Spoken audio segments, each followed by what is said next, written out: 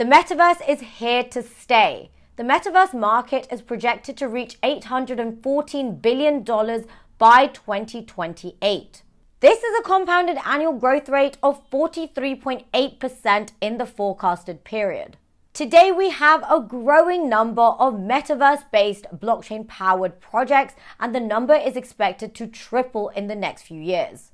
Since it's a relatively new frontier in the blockchain ecosystem, innovative, unique metaverse projects are gaining traction from investors and tech enthusiasts. Also, guys, I know the markets are down. The crash we saw with UST and Terra Luna has been catastrophic. Nevertheless, think about it this way. Metaverse concepts, NFTs, gaming, entertainment, they are things we do every day. The metaverse has kind of already always been there through gaming, but it's never really given users the ability to earn and have ownership over what they do within those games. That's why I kind of always like to keep my eye out on upcoming new projects within the metaverse.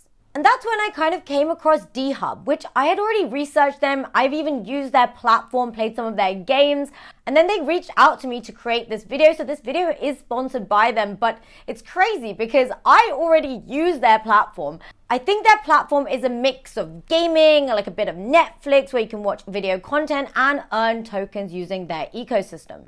They're basically capitalizing on the metaverse and Web3 revolution by providing some of the best use cases for us out there.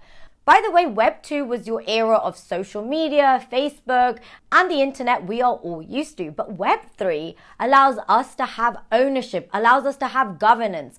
It allows us to basically participate in a real economy that's just online. If you take a look at Dehub's website, it's basically blockchain's first end-to-end entertainment hub. So you can earn or buy tokens to stream, game, learn, or browse their array of apps without sign-ups, banks, or KYCs. Again, like I mentioned with Web3, you have governance, meaning you can vote, you have ownership, you have a say, and that's exactly what they're providing. You can vote on productions, cancellations, renewals, and direction. We can't really do that with Netflix. We can't just vote, okay, let's take this movie out, unless there was like a petition signed and it was a big thing. They have an array of different games, different play-to-earn games. Look at this one, collect, attend, fight, earn, upgrade. This is blockchain's first fight club and game, and they also have play-to-earn arcades, but they also have free play-to-earn games, which are some of the ones I've played. Generally, if you want to unlock all the best content that they have, then you need to stake their tokens. As you can see, they have some really cool free play-to-earn games.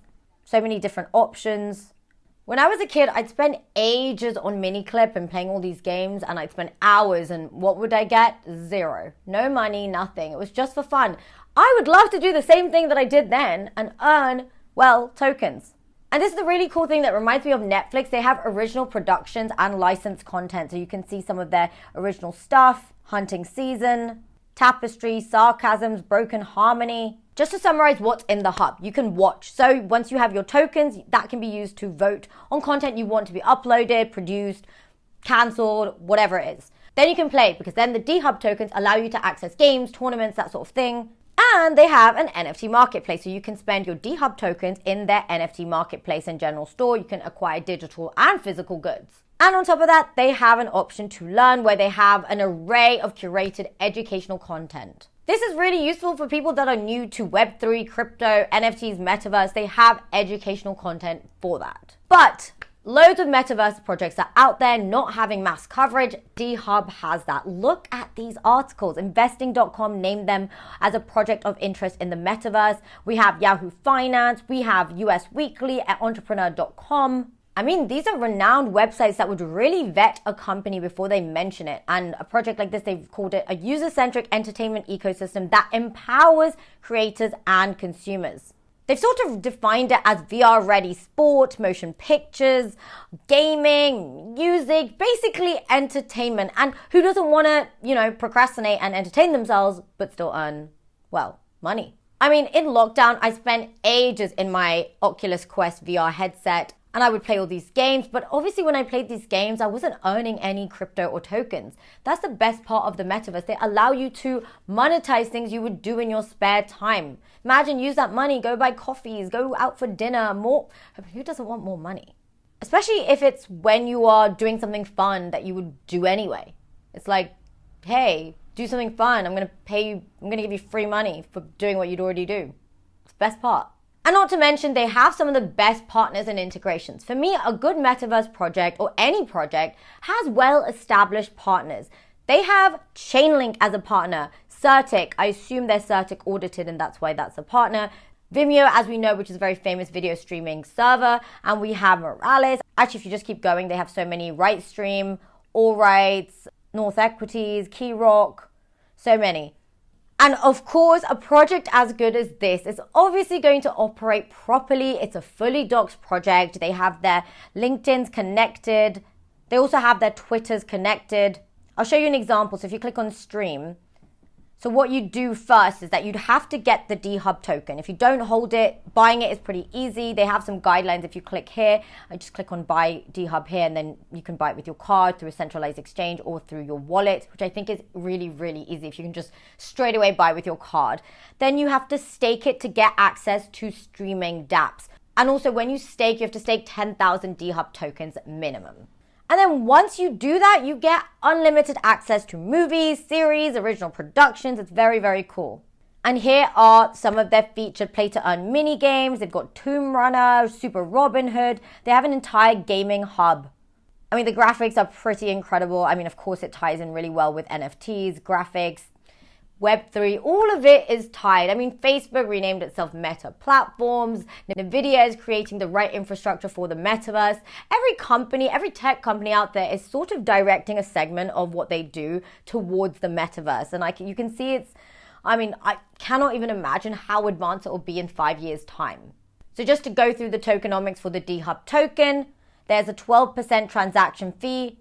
And this is distributed for the following. So 2% Dehub redistribution, and these are reflections to all holders. This is good, that means you get more. And then there's a 4% semi-auto buyback and burn. This is that deflationary concept. When you buy back and you burn it, it reduces supply, gives us a price floor. And there's a 4% weekly BNB distribution. And then lastly, 2% goes towards the liquidity pool. This is important so that people can make trades and buy or sell. One of the unique things is I've not seen very many companies have white papers or light papers in many languages. They have it in English, Turkish, Arabic, Filipino, Persian, Chinese, so many versions of the white paper that different people in different countries can read in their own language. Personally, I think that's like going the extra mile. As I mentioned, one of the partners, Certic, it is Certic audited. They also have a tech rate audit. They have 2 audits. And if you want to see all the latest games they're launching and the news they're releasing, check out their Twitter. They have announced that the Dehub arcade has landed. So this is one of the mini games you can play.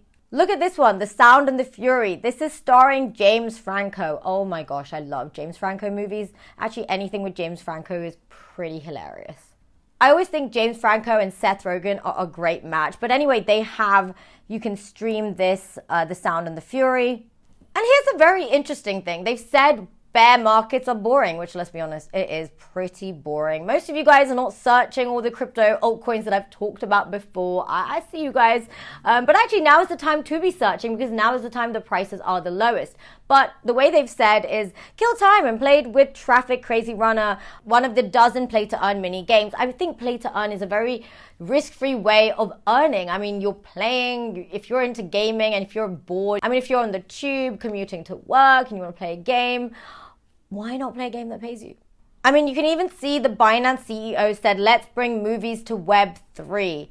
The difference between movies right now, Web 2, like Netflix, is that we don't have any ownership rights. We can't control anything that happens. We can't vote what comes on. We can't earn for streaming, or we can't unlock exclusive features. It's just like, okay, this is what Netflix puts up in your region. You pay a monthly fee and that's it.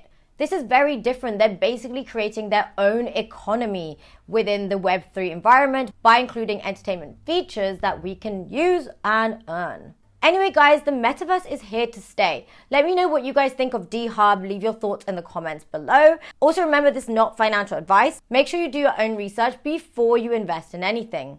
And in times like this, I'm going to say again to you guys, when the markets are down, this is an opportunity. Don't be afraid. In fact, we've seen the resilience of Bitcoin. The catastrophe we saw with Terra Luna and UST's ecosystem is that it was a $60 billion loss to the crypto markets.